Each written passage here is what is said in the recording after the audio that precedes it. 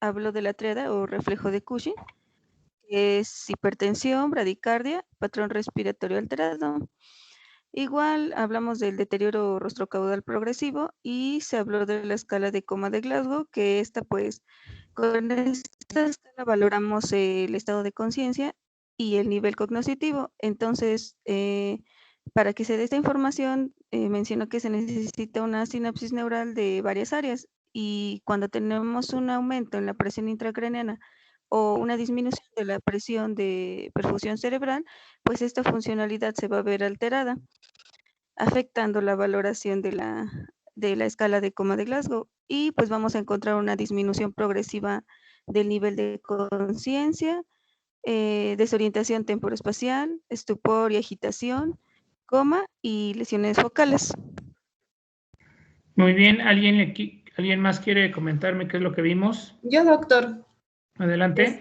También vimos lo que fue los mecanismos de herniación y pues habíamos visto que una hernia cerebral es, bueno, suele aparecer por una presencia abrupta de una masa y esto va a hacer que se esté desplazando el sistema nervioso. Entonces, bueno, el sistema nervioso central. Y bueno, vimos que nos enseñó 5 tipos de hernias y empezamos con la hernia del cíngulo, que es la más asintomática y se debe a que hay una masa en el compartimiento supratentorial y bueno, va a haber un desplazamiento de lo que es el sistema ventricular y a veces hay compromiso de lo que es la arteria cerebral anterior y esto pues va a llevar a un riesgo de el ataque cerebral, stroke. También vimos lo que es la hernia de Luncus, que es de las más frecuentes y así como es de las más frecuentes, también es la que es como que más aparatosa por el cuadro clínico. Que vimos que el cuadro clínico es un deterioro de la conciencia que va a ser progresivo. Igual es secundario hematomas, epidurales, hemorragias intraparenquimatosas o que normalmente me desplazan lo que es la área del lóbulo temporal, ¿verdad? ¿Y cuál es la clínica? ¿Cómo se comportan? Sí, como una pérdida de la conciencia que va a ser de forma progresiva, midriasis ipsilateral y hemiplegia contralateral. Pero también habíamos visto que si hay compresión del pedúnculo cerebral contralateral, la hemiplegia pues va a ser, en vez de contralateral, va a ser ipsilateral. Pues es por la compresión de la muesca de Kernockan. ¿Ok? Ajá, sí. ¿Qué otro tipo de herniación vimos? Vimos la hernia transtentorial central. Estas se deben a que son masas situadas lejos del hiato tentorial. Y bueno, vimos que estas masas van a hacer un desplazamiento descendente del diencéfalo y el mesencéfalo. Ok. Y se va a caracterizar porque va a haber miosis bilateral, respiración de Schenck-Stokes y una pérdida de la mirada vertical. O sea, ahí nos dijo que el paciente pues no va a poder ver hacia arriba. Ok. Y bueno, de ahí vimos la hernia tonsilar, que esta generalmente se da cuando se realiza una punción lumbar en un paciente que ya tenía una masa. O cuando tenemos desplazamiento del tejido supratentorial y en este momento también lesiones o hemorragias a nivel de lo que es el cerebelo, ¿no? ¿Y en qué consiste? Pues puede dar diversa sintomatología como la hipertensión, igual la respiración de Schenck-Stokes. Entonces aquí podemos ver lo que es la triada de Cushing. También puede haber bradicardia, hiperventilación neurógena y deterioro de la conciencia. ¿En qué consiste la hiperventilación neurógena?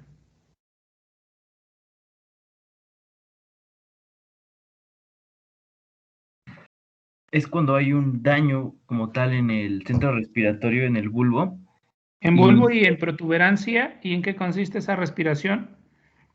En una alcalosis respiratoria, el paciente entra en taquipnea y no puede controlarlos, ¿no? O sea, más bien al perder ese centro regulador, el paciente ya no puede controlar su respiración. Entonces, creo que puede presentar tanto taquipnea como bradicardia, como alcalosis o acidosis respiratoria. Es acidosis. Perdón, es acidosis respiratoria, doctor. Bueno, ok. ¿Qué más vimos? Falta otro tipo de herniación.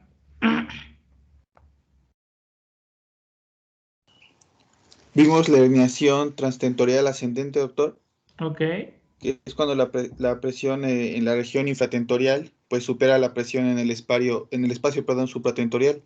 ok.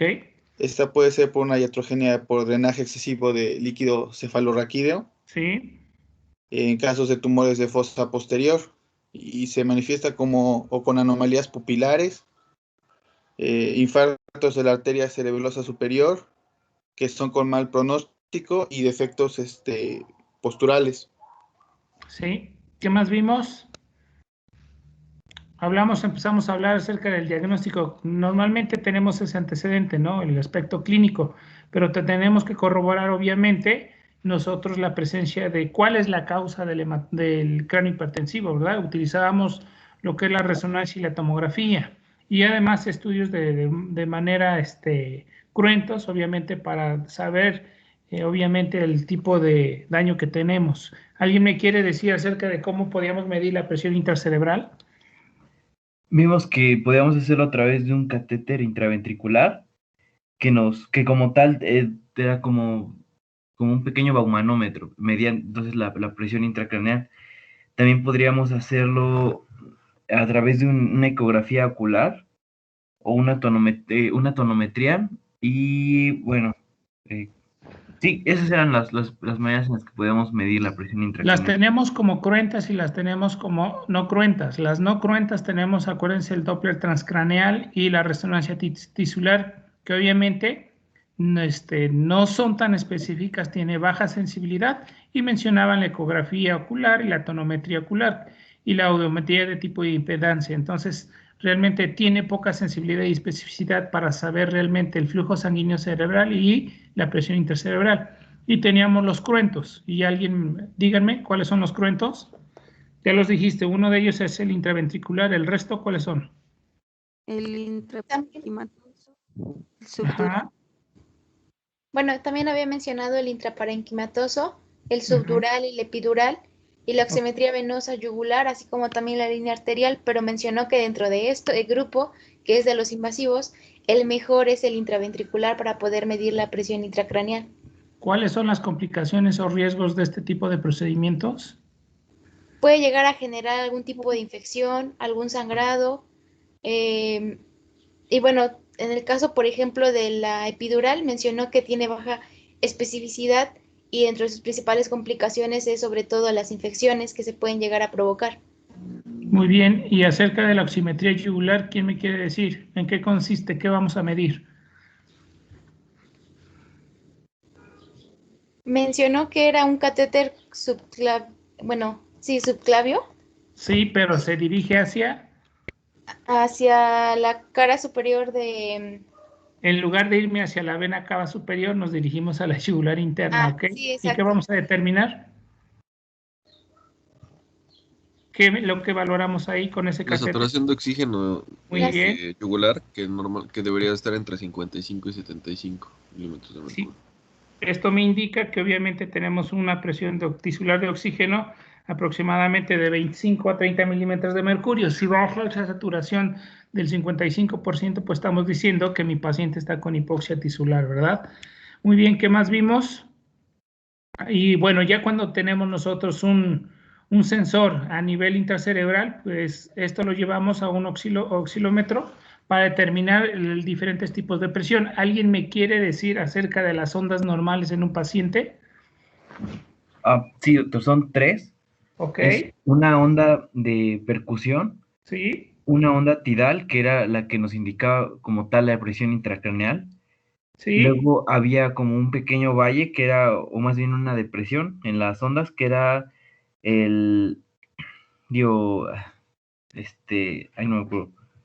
Bueno, y ya después había una tercera que era la dicrotonía, la tercera onda. Y Onda dicrótica. Entonces Ajá. tenemos onda de percusión que corresponde a la presión de tipo sistólico, la onda tidal que corresponde a la presión intracerebral que tenemos y la onda dicrótica que corresponde a la a la presión de tipo diástole. diastólico. ¿Ok? Y bueno, mencióname ahora qué es lo que pasa en un paciente que tiene cráneo hipertensivo. Bueno, como tal, hay menor perfusión y entonces la primera onda va a ser pues realmente baja. Está alterada parte de la sístole. Luego, en la onda tidal, que es la que nos indica la presión intracraneal, va a estar aumentada y la onda dicrótica queda normal porque o sea, en la diástole como tal no tiene una alteración. ¿Sí? Muy bien, entonces aquí la onda tidal es la que va a estar aumentada y posteriormente creo vimos un cuadrito, obviamente dependiendo del estado compensatorio y no compensatorio, ¿verdad? Cuando ya teníamos como tal el cráneo hipertensivo. Y mencionábamos acerca de unas ondas que aparecían en pacientes que tenían obviamente ya un estado no compensatorio. ¿Quién me quiere decir acerca de las ondas B y ondas A? Hola, hola. Eh, en las ondas B, todavía el paciente va a estar compensando y van a aparecer antes que las ondas A con una frecuencia de 0.5 a 2 ondas por minuto, con una presión intracraneal entre 20 a 50 milímetros de mercurio. Y Entonces, se va a acuérdense, las ondas B es de 20 a 50 milímetros de mercurio que las podemos encontrar con respiración en Cheyne-Stokes. Y las ondas tipo A, van a ser las llamadas Plateau en meseta ok, y va a indicar que ya hay una descompensación severa con una presión intracraneal entre 50 y 100 milímetros de mercurio de sí, 5 a 20 minutos. sí, Te van a acompañar pues deterioro neurológico y algunas posibles herniaciones. sí, sí, sí. Mm, Vale, y bueno, las ondas C que parecían que también son llamadas ondas de Trauer o de Helling-Meyer, pues obviamente este tipo de ondas las vamos a encontrar en la parte superior de las ondas tipo A llamadas Plateau. Ok, ¿qué más vimos? La tomografía, pues mencionábamos que es un estudio más económico, lo podemos encontrar más fácilmente que la resonancia magnética y nos puede dar la presencia de cambios anatómicos que pudieran generarme daño neurológico o compresión o desviación, en este caso de la línea media, compresión de los sistemas de cisternas de la base, la presencia de un hematoma, una hemorragia, vaya, eso nos puede ayudar, ¿verdad? La resonancia tiene mucho más sensibilidad que lo que es la tomografía, pero bueno, en cuestiones de dinero. Empezábamos a hablar acerca del tratamiento, ¿verdad? Obviamente utilizábamos la BCDE, obviamente lo que se maneja en la TLS, pero pues sabemos que el cráneo hipertensivo es una urgencia de tipo médica y que obviamente como tal tiene un objetivo. ¿Cuál es ese objetivo? Evitar la aparición de lesiones secundarias. ¿Y en qué consiste esas? Cuéntame, ¿cuáles son las lesiones primarias?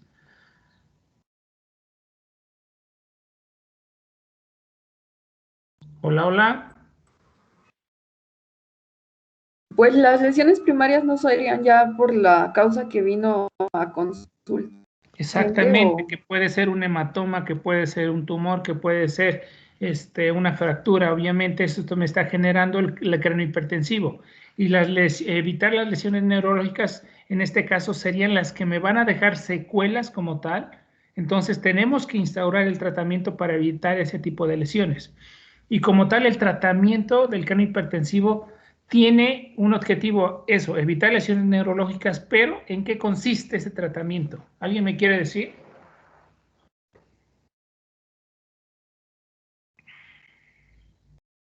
Hola. Pues yo, doctor, son tres cosas principalmente, que mantener la presión intracraneal menor a 20 milímetros de mercurio, la presión de perfusión cerebral mayor a 60 y menor a 120, y Sí, evitar factores que agraven como ya sea que aumenten estas presiones. ok. Y bueno, empezábamos a ver acerca de una forma, una guía de cómo empezar con el manejo del paciente. ¿Alguien me quiere decir cuál es esa guía? O sea, ¿cuál es el caminito que tenemos que llevar para el tratamiento del paciente? Van a ser 4. Ajá. El primero es la elevación de la cabecera a 30 o 40 grados para favorecer el retorno venoso Bueno. y pone la cabeza de forma central. Ok. Va a haber, el 2 es el uso de manitol o sueros hipertónicos. Ujú. El 3 va a ser una Te hiperventilación. faltó la sedorelajación. Que se trata de no comprimir, de deprimir el sistema nervioso central. No, es evitar la agitación. Ok. Y la oxigenación para mantener una presión adecuada. Ajá. Luego, la 3, pues es la hiperventilación para bajar los niveles de CO2 y evitar la hipotermia, que usted mencionó que casi no la ha visto, pero es para bajar la tasa metabólica cerebral. El 4 ya es el coma barbitúrico para evitar gasto de energía y la craneotomía descompresiva, pero pues estas no tienen un orden y pueden saltarse de la 1 a la 4 o de la 2 a la 3 y así. Bueno, y empezábamos a ver un poquito acerca de lo que es el manejo en pacientes con choque, ¿no? Que obviamente teníamos que colocar una línea venosa central para lo que es la administración de líquidos. En aquellos pacientes que tienen, en este caso, un cuadro de choque, teníamos que mantener nuestra presión sistólica. ¿Alguien me quiere decir la regla para sacar la presión sistólica de cada paciente?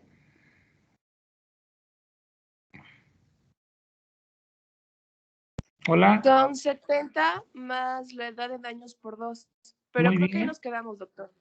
Bueno, ahí nos quedamos.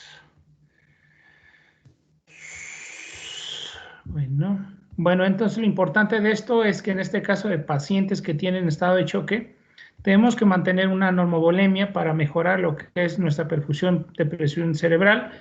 ¿Ya ven la presentación? Sí, ya se ve. Bueno, y obviamente tenemos que mantener una presión venosa central más o menos de 10 a 12 y que pues bueno, esto nos va a generar como tal. Ahí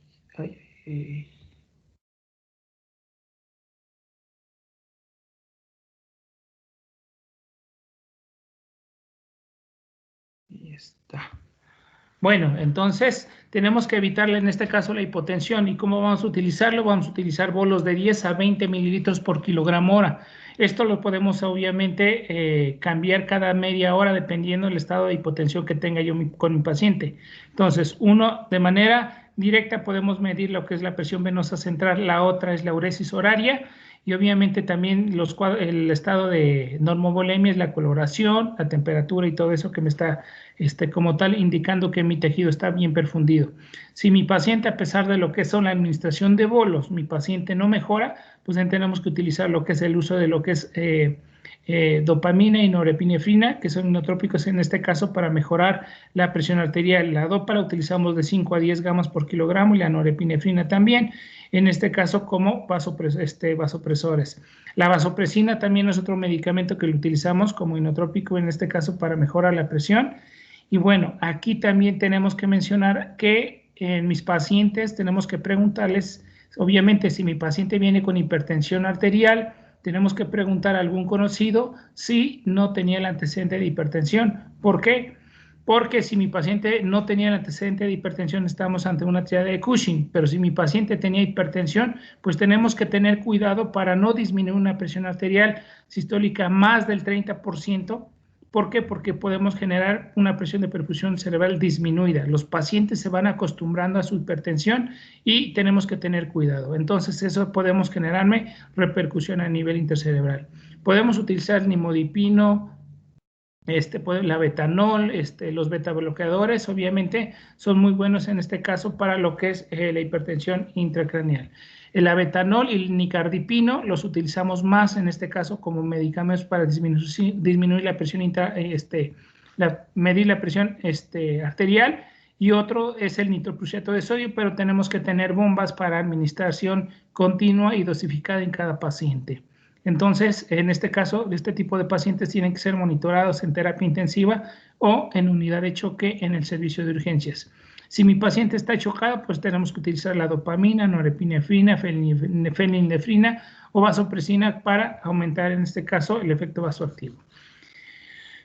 También mencionábamos acerca de los agentes osmóticos. Tenemos el manitol, que bueno, la mayor parte de todas las instituciones lo tiene, es barato, lo podemos encontrar rápido.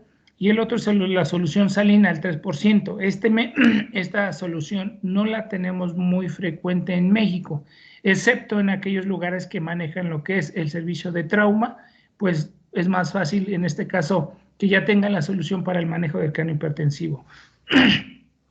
La función de los agentes osmóticos es obviamente deshidratar al cerebro, ¿sí? En este caso sabemos que es más común en el edema de tipo vasogénico, y la dosis de impregnación tenemos de 0.7 a 1 gramo por kilogramo de peso y seguidos de 0.25 a 0.5 gramos por kilogramo cada 2 a 6 horas.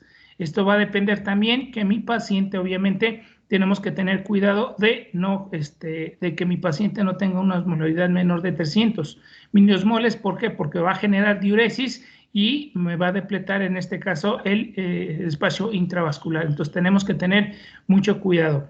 Otro de los efectos secundarios es la hipocalcemia y la hipocloremia. Entonces, tenemos que tener, en este caso, la corrección hidroelectrolítica.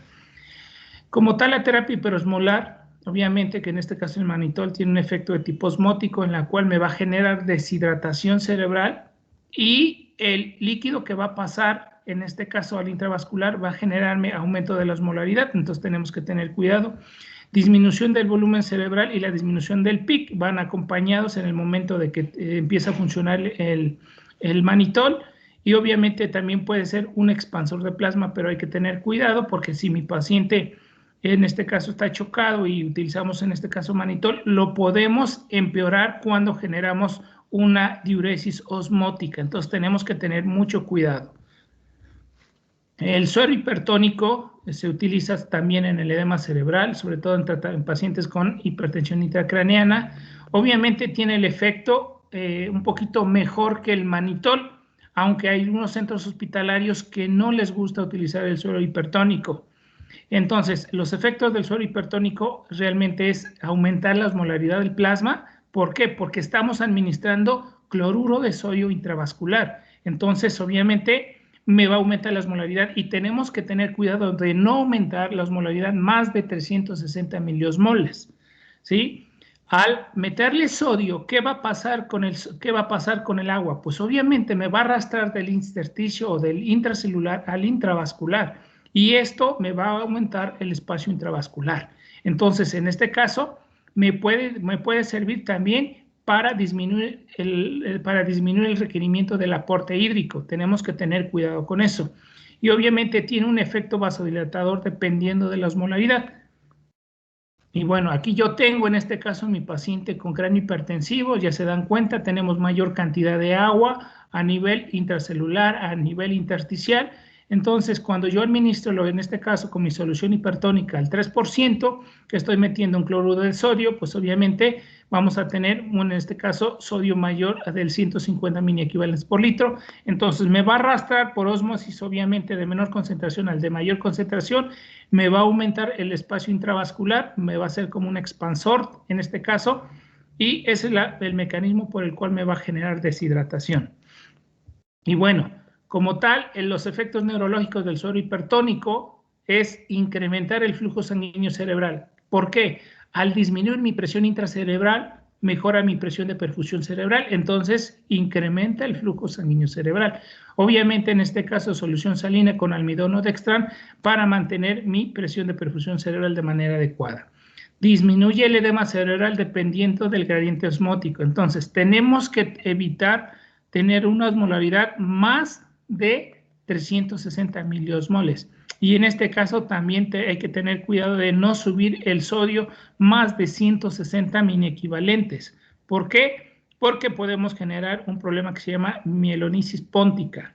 Y esto normalmente me puede generar mi paciente en estado vegetativo. El otro efecto del sodio hipertónico es la disminución de la presión intracerebral y pues obviamente, afortunadamente, el sodio hipertónico no causa una diuresis profunda como el manitol. Entonces, este me puede servir en este caso como un expansor, en este caso intravascular. Empezábamos a ver acerca de lo que es la dosis del sodio hipertónico. Ya les había yo dicho que muchos centros hospitalarios no lo tienen. Los de trauma sí lo llegan a tener, entonces nada más agarran su solución hipertónica al 3%, nada más les dicen qué tanto de solución y se la empiezan a poner. Pero en otros centros hospitalarios pues la tenemos que realizar y la tenemos que preparar. Entonces, ¿cuál es la dosis que necesito yo de sodio hipertónico en cada paciente? Va a ser de 5 a 10 mililitros por kilogramo, pasarlos en 5 minutos, ¿ok? De 5 a 10 mini equivalentes por kilogramo en 5 a 5 minutos. Empezamos con la dosis más pequeña y dependiendo de cómo se vaya presentando mi paciente, voy a administrar otra dosis de suero hipertónico. Y bueno, la dosis de infusión aproximadamente es de 0.1 a 1 mililitro por kilogramo hora, aproximadamente. Ya después de la administración del bolo, tenemos que mantener una dosis de infusión para ver lo que es la función en este caso que se mantenga. Entonces, ¿cómo voy a preparar mi suero hipertónico? Voy a multiplicar el volumen que necesito por el peso. Obviamente yo necesito, en este caso, vamos a hacer en un paciente que pesa 30 kilos. En total, el resultado va a ser en la siguiente forma. Entonces, el volumen que yo quiero va a ser de 5 mililitros por el peso.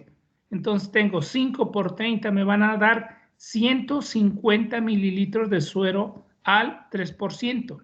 Pero bueno, aquí en México tenemos en este caso un cloruro de sodio al 0.9%, que es el más común, solución fisiológica, y tenemos ámpulas de concentración al 17.7%. Entonces, ¿cómo voy a preparar? El total de líquidos que necesita mi paciente, ¿sí? En este caso de 150 mililitros, lo voy a dividir entre 6, ¿ok?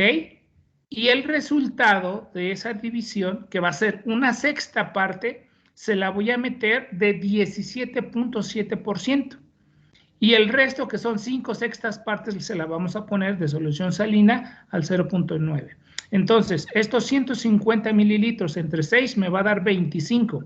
Estos 25 es una sexta parte de esa solución y una sexta parte se la voy a meter a 17.7%. Aquí tengo yo mis 25 mililitros de solución salina al 17.7, más el resto, que son 125 mililitros de solución salina al 0.9 para que me dé una solución de 150 mililitros al 3%. ¿Ok? ¿Aquí alguna pregunta, chicos? Yo creo que lo vieron en pediatría y en nefrología. Pero si tienen dudas cómo se hace, por favor, de una vez. Hola. Doctor, sí. El suero hipertónico no creo que se pueda poner en nefrópatas, ¿o sí? En pacientes nefrópatas no, porque en este caso no tiene efectos como efecto diurético. Entonces tenemos que tener cuidado en este caso. ¿Por qué? Porque me puede generar expansión y me puede generar edema agudo pulmonar. En los pacientes renales también ni el manitol ni el suero hipertónico se colocan, precisamente porque hay aumento del espacio intravascular y le generamos un edema agudo pulmonar. ¿Ok? ¿Qué más? ¿Alguna otra pregunta? Preguntas sobre la preparación del suero hipertónico. Este suero hipertónico lo utilizamos en este caso de pacientes con cráneo hipertensivo y también lo utilizamos en aquellos pacientes que tienen expectoración abundante. Podemos utilizar micronebulizaciones con esta solución hipertónica al 3% y los pacientes mejoran completamente esas expectoraciones. ¿Alguna otra pregunta, chicos? Entonces, ya saben preparar el suero hipertónico.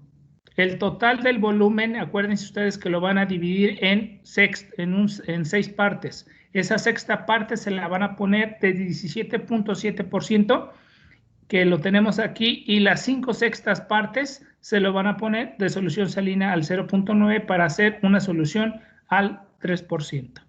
¿Ok? Continuamos, Doctor, chicos. ¿y por qué se usa al 17.7%? Porque no tenemos otro tipo de concentraciones para hacer esta dilución. O sea, son ya ámpulas que las tenemos en el mercado, que obviamente en los libros también los mencionan. No tenemos otra concentración. Les digo que en los centros hospitalarios de trauma, la solución hipertónica, el 3%, ya la tienen preparada. En nuestro medio no. ¿Por qué? Porque no se utiliza muy frecuentemente. ¿Ok? Ok, gracias, doctor. Ok, continuamos. Entonces, las complicaciones realmente de la solución hipertónico es la hipernatremia. Tenemos que tener mucho cuidado de no pasar más de 150 mini-equivalentes. La hiperosmolaridad con lesión renal aguda. Tenemos que tener cuidado en aquellos pacientes que tienen una lesión de insuficiencia renal aguda o crónica y no generar una hiperosmolaridad más de 360 miliosmoles. En este caso, en pacientes que tienen sobrecarga de líquidos, tenemos que tener cuidado. ¿Por qué? Porque podemos generar edema agudo pulmonar o insuficiencia cardíaca. La otra es la acidosis de tipo metabólico, en este caso por lo que es el aporte de cloro, y el síndrome de desmielinización osmótica, que anteriormente se llamaba como mielónisis central póntina, que obviamente esta es degenerativa y deja secuelas de forma permanente. El otro de los medicamentos que también utilizábamos era, en este caso, la acetozolamida, que bueno, ya sabemos que lo utilizamos para el edema de tipo intersticial, y pues obviamente se puede utilizar combinado con lo que es el manitol. ¿Y cuál es la función? De inhibir lo que es la anhidrasa carbónica. La dosis que utilizamos es de 750 miligramos a 1 gramo en un día, dividido en 2 dosis. Ya sabemos dónde. En este caso, si mi paciente está chocado o tuvo una hemorragia, tratar de mantener lo que es la hemoglobina mínimo a 10 para que no tengamos nosotros un problema de hipoxia. Acuérdense ustedes que los eritrocitos llevan el oxígeno a nuestros tejidos. Si yo tengo una anemia de 3 o de 4, pues obviamente cómo va a estar hipoperfundido mi tejido. La profilaxis con antibiótico, obviamente solamente si tenemos evidencia de fracturas de base de cráneo o de algún tipo de herida expuesta, en este caso del encéfalo. El tratamiento o profilaxis con anticonvulsivos. Normalmente lo utilizamos en pacientes que tienen una escala de Comas-Glasgow menos de 12. En ese tipo de pacientes se ha visto que pueden llegar a convulsionar y lo utilizamos como medida profiláctica. Acuérdense ustedes que si mi paciente empieza a convulsionar, pues obviamente me va a empeorar mi cráneo hipertensivo. Y bueno, ¿cómo voy a dar mi tratamiento profiláctico anticonvulsivo? Con DFH o fenitoína, en la cual utilizamos una dosis de infusión o de choque de 20 miligramos por kilogramo, ¿sí? Y posteriormente utilizamos una dosis de cada 8 horas de 3 a 5 miligramos por kilogramo día. En pacientes para prevenir las crisis convulsivas. Si mi paciente ya está convulsionando, pues vamos a utilizar lo que es el diazepam, dosis respuesta. El otro, el coma barbitúrico, pues en este caso el coma barbitúrico va a ser ya uno de los formas de tratamiento para tratar de disminuir lo que es la hipertensión arterial, disminuir mi metabolismo cerebral y en este caso evitar que continúe con el daño que ya tiene. Entonces, el más común que utilizamos va a ser el fenobarbital y lo utilizamos con bolos de 5 a 10 miligramos por kilogramo y una dosis de mantenimiento de 1 a 2 miligramos por kilogramo hora durante 3 a 5 días. Esto va a variar cada paciente, pero lo podemos utilizar en el servicio de choque de manera rápida si mi paciente tiene una escala de Comas-Glasgow menor de 8. Y bueno, ¿cuáles son los efectos de los barbitúricos? Obviamente van a reducir el flujo sanguíneo cerebral, disminuyen mi metabolismo cerebral. Al disminuir todo esto, pues va a generar que disminuya mi edema de tipo vasogénico, estabilizan las membranas lisosómicas y los medicamentos que más se utilizan en este caso va a ser el fenobarbital que ya vimos y el tiopental. Dentro de los efectos secundarios que tenemos que tener cuidado es la hipotensión y la depresión miocárdica. Entonces, si yo utilizo este tipo de medicamentos, tengo que evitar la hipotensión y la depresión miocárdica. El uso de esteroides, pues ya saben ustedes que solamente lo vamos a utilizar en el edema de tipo vasogénico y obviamente también hay controversias en los diferentes centros hospitalarios por su efecto en la hiperglicemia y en la inmunosupresión. Pero bueno, también se utiliza en este caso para disminuir la respuesta inflamatoria y obviamente no tiene función en hemorragias intraparenquimatosas. Y la dosis de mantenimiento que utilizamos es de 0.5 miligramos a 1 miligramo por kilogramo día. Y también podemos utilizar lo que es la prednisona, podemos utilizar la hidrocortisona y podemos utilizar la metilprednisolona, pero bueno, uno de los más comunes que utilizamos es la dexametasona. Y mantener mi paciente con la corrección hidroelectrolítica lo más adecuado que se pueda, obviamente corregir el sodio, el cloro, el calcio, los diferentes tipos de electrolitos que me pueden generar, en este caso, también pacientes con edema cerebral. La asistencia mecánica ventilatoria, pues obviamente va a depender del estado clínico de mi paciente y lo tenemos que corregir lo más que se pueda para mantener una oximetría y una concentración de CO2 lo más adecuado. Y el tratamiento quirúrgico, pues obviamente es uno de los últimos recursos cuando tenemos evidencia de herniación amigdalina o herniación uncal. Entonces, en este tipo de pacientes se llevan una craniotomía descompresiva. En el momento, nosotros se les salva la vida. Obviamente puede quedar con secuelas, sí puede quedar con secuelas. El otro riesgo es la infección. La derivación ventrículo-peritoneal en aquellos pacientes con hidrocefalia, pues obviamente tenemos que colocar una válvula de derivación moderada, flujo, porque por si le ponemos una baja, pues me va a generar una herniación transtectorial ascendente.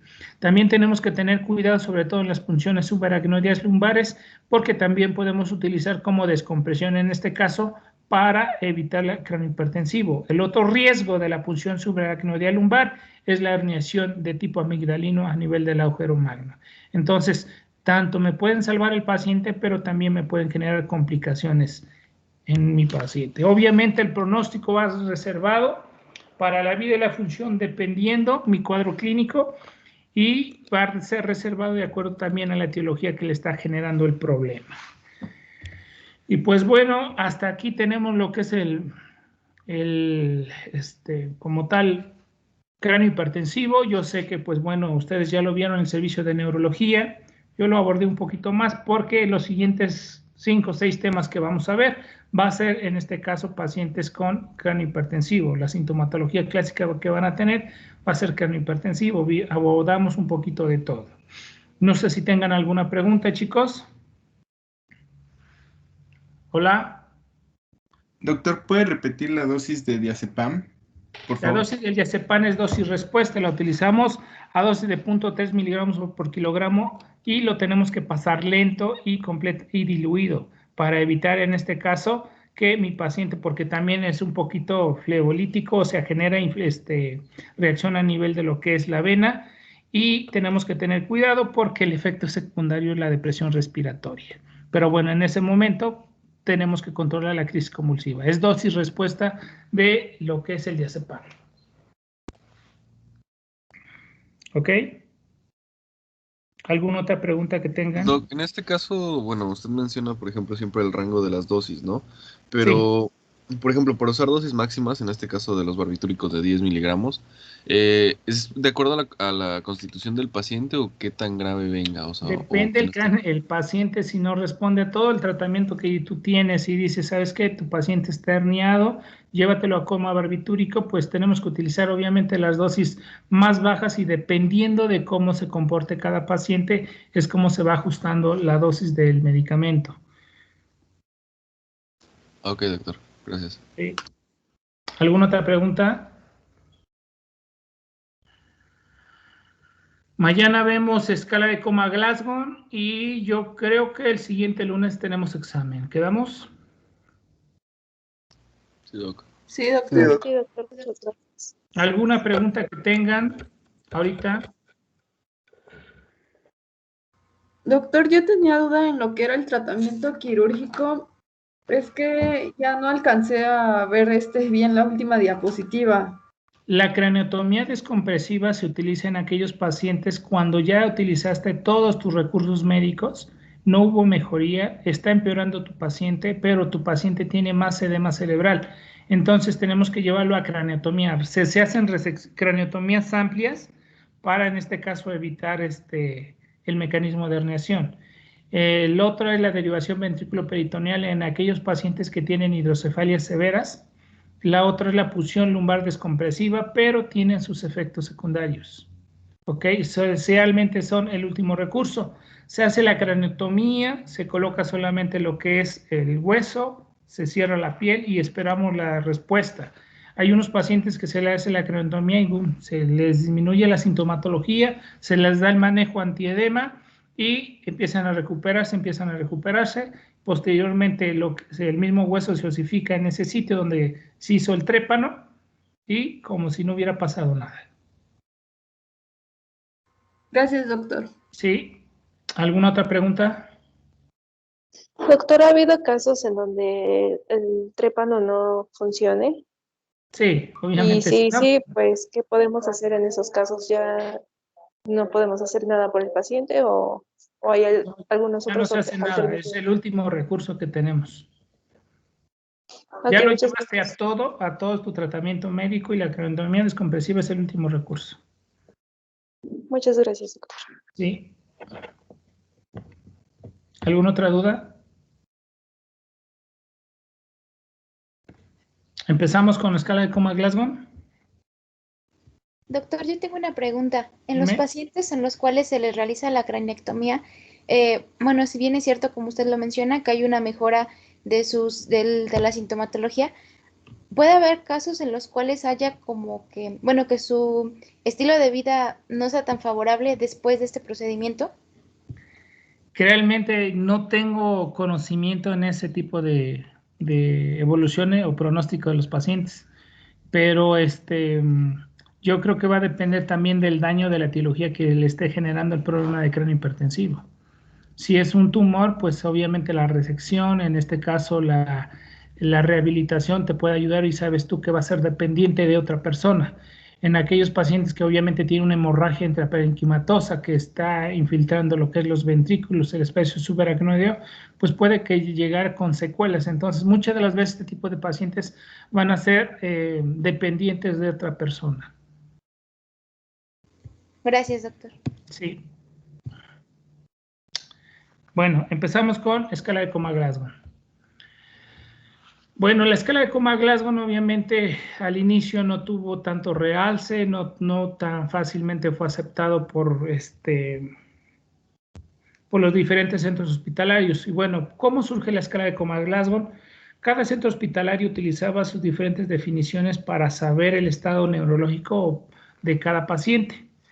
Y bueno, realmente fue diseñada por los neurocirujanos Graham Tisdale y Brian Jennett, que obviamente publicaron la escala de Coma-Glasgow en 1974. Esta escala de Coma-Glasgow, como todos, obviamente, van a tener rechazo, unas fueron aceptadas, tuvieron muchas críticas al inicio, pero conforme fue avanzando, fue implementando en varios centros hospitalarios, también fue utilizada en diferentes tipos de guías clínicas para lo que es el manejo de los pacientes con trauma. Y pues bueno, este tipo de, la escala de Coma-Glasgow se utilizaba para que todos los pacientes que tenían daño neurológico hablaran el mismo término, es decir, tenía una escala de Coma-Glasgow de 8, tiene una escala de Coma-Glasgow de 12, y bueno, más o menos sabían el pronóstico de cada paciente dependiendo de esto. Y pues obviamente fue principalmente para que hablaran un mismo idioma.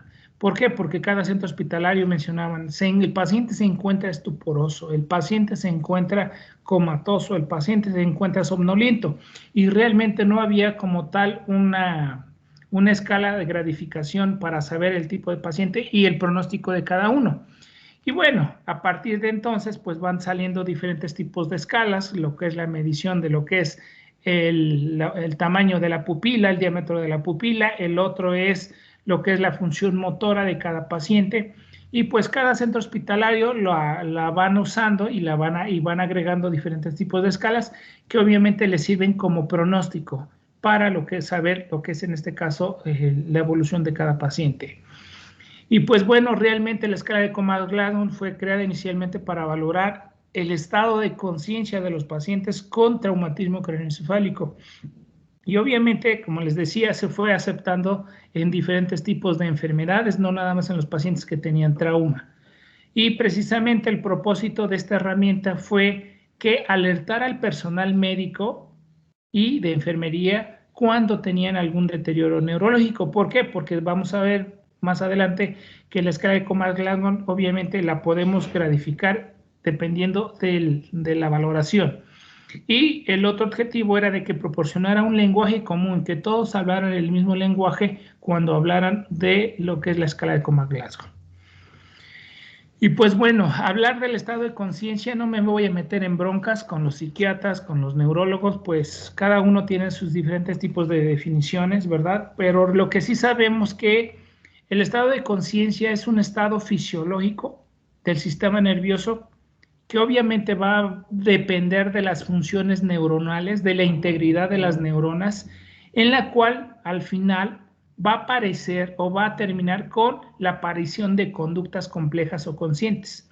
Llámese de raciocinio, llámese de personalidad, llámese de lenguaje, y pues sabemos que esto es precisamente por esa interconexión neuronal del sistema nervioso central arcaico con el nuevo que está normalmente en la región frontal, que el que ya evolucionó. Y pues bueno, esta interconexión de ambas neuronas, que unas son positivas, unas son negativas, y que obviamente van como tal a aparecer en lo que es las conductas complejas y conscientes de cada paciente. Algunas veces mencionan que es una secuencia de sucesos neuronales que aumentan en complejidad a medida que el procesamiento de la información sensorial avanza de estructuras cerebrales inferiores a estructuras superiores. A grandes rasgos, pues obviamente habla de una muy buena interconexión de esos diferentes tipos de evolución del sistema nervioso central. Y bueno, si alguno de estas neuronas falla, disminuye, aparecen los diferentes tipos de enfermedades. Llámese la enfermedad de Parkinson, llámese lo que es hipersomnia, llámese lo que es ansiedad, y pues sabemos que algo está pasando a nivel de esa integridad del sistema nervioso central. Y bueno, ¿qué evalúa como tal la escala de Comas-Glasgow? 1. El estado de alerta y el estado cognoscitivo. El estado de alerta, ¿a qué nos referimos? Orientado al entorno de su alrededor en este momento. Y el estado cognitivo, comprender y ejecutar alguna pregunta. Orientado ahorita donde se encuentran ustedes en su casa. Saben dónde se encuentran, cómo llegan, dónde está situado, el clima, todo. El estado cognitivo, cuando yo les hago una pregunta, en este caso de la materia, y me la ejecutan la respuesta, y obviamente me están diciendo que están, en este caso, con una escala de Comas-Glasgow de forma adecuada. Como tal, la escala de Comas-Glasgow tiene un objetivo discriminativo, evaluativo y predictivo. El discriminativo porque obviamente me evalúa la profundidad de la alteración de la conciencia o coma y determina su gravedad del daño cerebral, que puede ser desde leve a moderado. Evaluativo se refiere a la medición del cambio en el nivel de conciencia de los pacientes con daño cerebral mientras están bajo observación.